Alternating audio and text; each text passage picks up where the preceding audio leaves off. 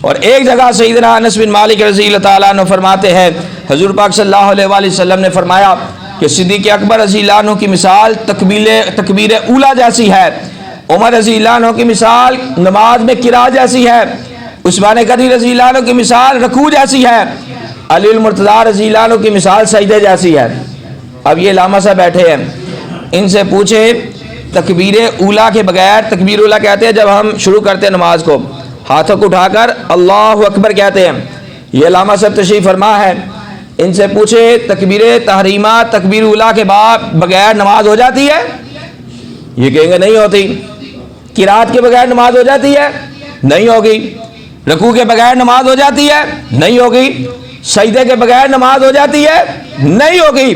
جب ان چاروں چیزوں کے بغیر نماز نہیں ہوتی تو بقائے ان چاروں کی محبت کے بغیر ایمان کیسے اللہ قبول فرمائے گا؟